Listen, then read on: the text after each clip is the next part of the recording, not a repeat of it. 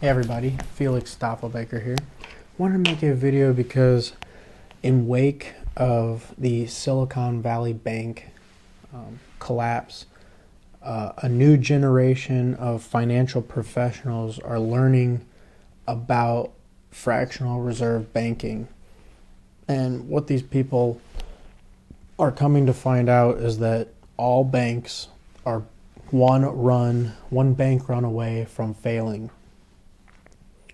All of the people who thought that their money was insured, even through the FDIC, through whatever means, are finding out that all it takes is a fraction of their depositors coming in and demanding their money back to crash the whole bank.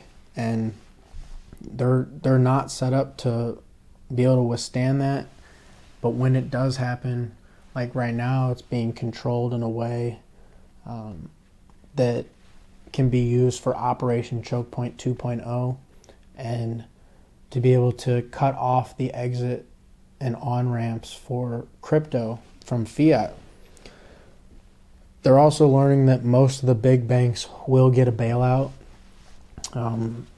It's funny, the FDIC has like $157 billion to cover like $17 trillion in assets that is covered under the FDIC. So, I mean, less than 1% of depositors will be covered, but the big ones will absolutely be covered. They're in the in-group. They get the free money. They're the people at the printing, the spigot of money that is the closest to the cheap money.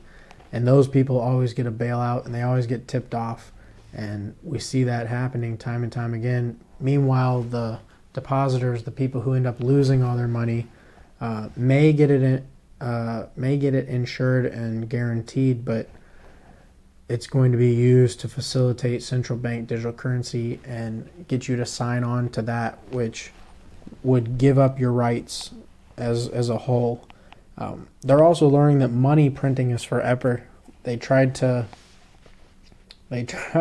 stop the quantitative easing, and from the time of Silicon Valley Bank crashing, like 120 days of like a bunch amount of time of quantitative easing and stopping of the money printing caused them to have to print like $300 billion in one day just for this one bank, and they erased like months and months of them trying to taper a Ponzi scheme, and you cannot taper a Ponzi.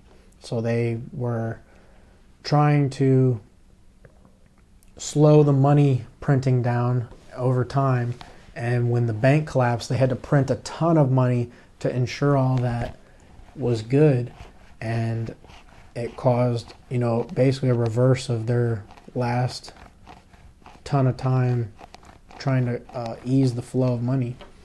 And that also means that more inflation is coming, because anytime you have to print more money and put it into the system, you're devaluing all the dollars that are already in that system.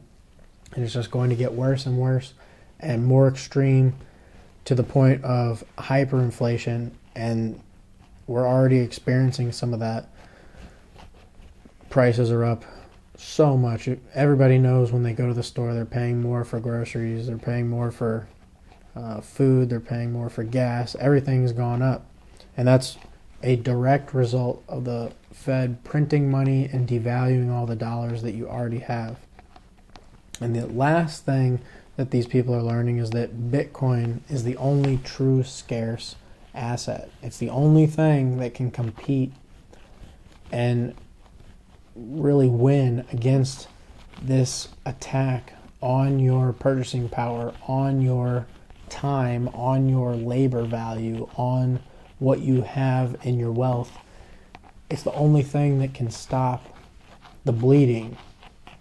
It's the only thing that can turn the unlimited money printing into a positive. And the more that they print, the more that Bitcoin has to go up, because there's only a certain amount of Bitcoin there'll ever be there's limited amount of it for people to invest in, because there's like right now there's like less than 2 million like Bitcoin free flowing, and they look at different metrics of how long it's been in a wallet. If it's been in a wallet a certain amount of time, they almost consider it lost.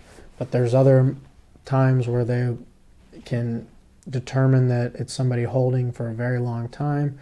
And basically the circulating supply that's liquid that somebody can go buy right now is like under 2 million. So it's the more the money they print, the higher Bitcoin will go, because there's such a limited amount of it and people aren't taking that seriously.